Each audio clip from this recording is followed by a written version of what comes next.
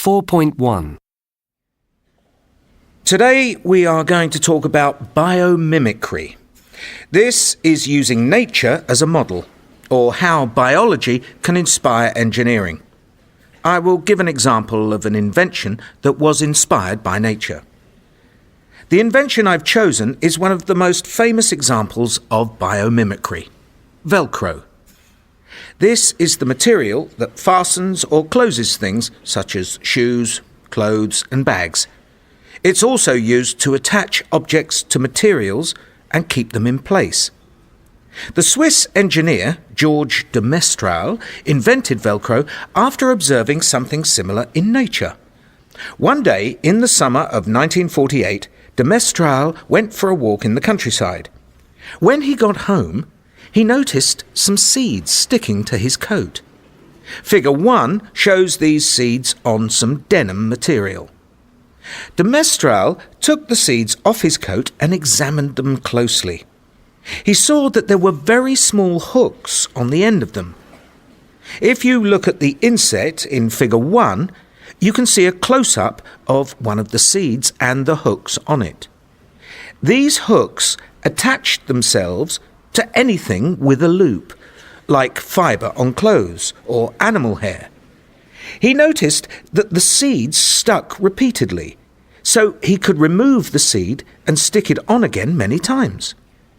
He decided to use the same system to make a fabric. After 10 years of trying out different things, he produced velcro. Velcro is used in clothes, shoes and sandals, like those in figure 2. There are 2 parts to velcro. The first part uses hooks and the second loops, as you can see in the close-up inset in figure 2. The material is usually nylon. When the 2 parts are pressed together, the hooks catch the loops and hold the fabric in place. When the loops and hooks are separated, they produce a characteristic ripping sound. This is a loud noise like something tearing. The 2 parts can be pressed together and pulled apart many times, making velcro very useful for closing clothes, shoes and so on. 4.2. Hello and welcome to today's unit on biomimicry, using nature as a model. I'd like to talk about self-healing plastics. These are plastic materials that can heal or repair themselves. The invention of these materials takes their inspiration from skin. Look at figure 3 in the unit. This is a diagram of skin. You can see the surface of the skin at the top with a few hairs coming through. At the bottom there are red and blue blood vessels.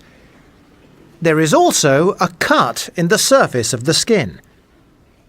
What happens when you cut yourself?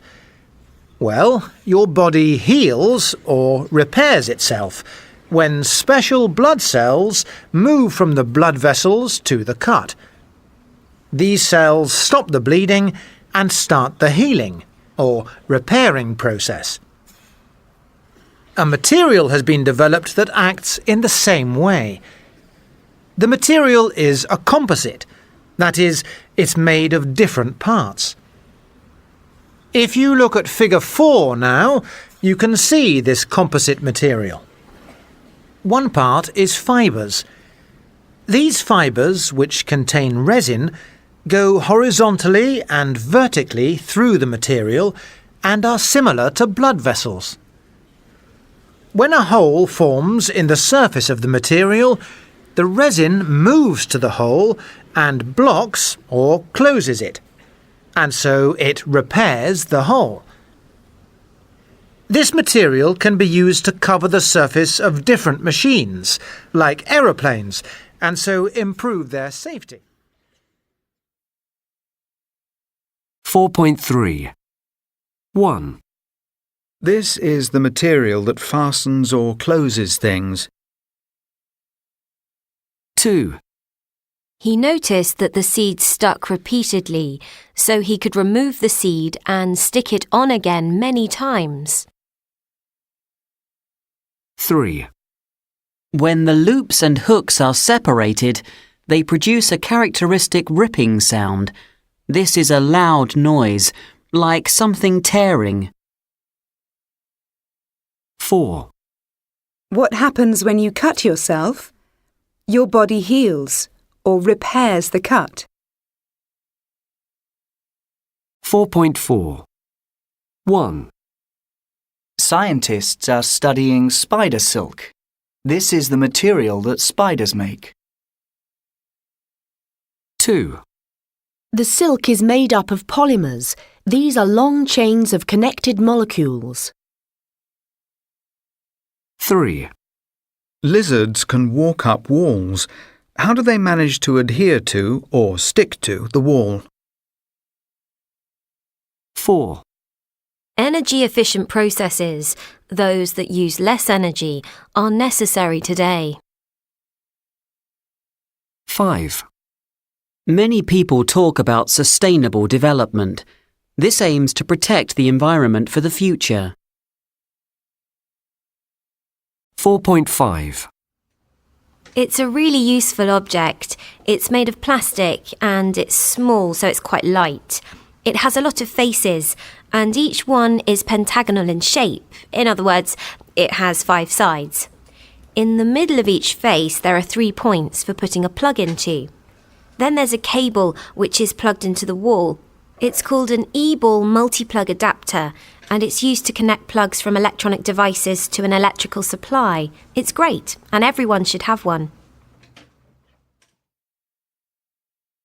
4.6. My talk today is about how nature has inspired architecture.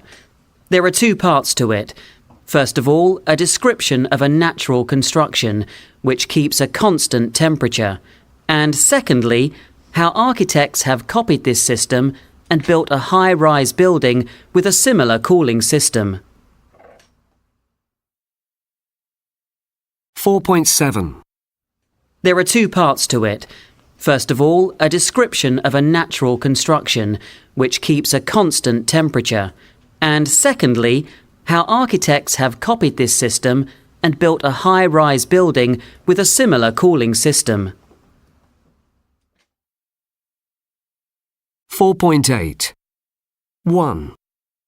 When a hole forms in the surface of the material, the resin moves to the hole and blocks it or closes it. 2. This material can be used to cover the surface of different machines, like aeroplanes, and so improve their safety. 4.9. Swimmers and other athletes are always trying to swim faster, using less energy. To do this, they must wear clothes which produce very little friction or resistance when they move through the air or water. Scientists who design these clothes have studied some of the fastest fish in the sea, sharks. They have copied the skins of these animals and invented a material which reduces friction. The result is that swimmers can swim even faster and be more energy efficient. 4.10. 1. Scientists are inspired by many aspects of nature. 2. The professor thought the exam results were excellent. 3. The students were advised to watch a documentary on television. 4. It is not acceptable to cancel an appointment at the last minute. 5. Schools are concerned about how much exercise children take. 6. The lecture was fairly interesting. 4.11. The design of an office complex and shopping centre in the capital city of Zimbabwe was inspired by nature. The Eastgate Centre in Harare is unusual because it has no air conditioning or heating system, but stays at a constant temperature. The inspiration for its design comes from the African termite. These are small insects that build large mounds or nests. The temperature inside the mound is kept constant through a system of vents or openings that the termites open and close. When the vents are open, cooler air from the outside is drawn into the mound, while hotter air escapes through chimneys at the top of the mound. The Eastgate Centre follows the same principles. There are vents at the bottom of the building and chimneys at the top. Cool air is sucked through the building and warm air escapes through the chimneys. In addition, concrete arches protect the building from the sun by shading the windows. As a result, the building uses less than 10% of the energy that other similar buildings use, and so the building is an excellent example of an environmentally friendly design.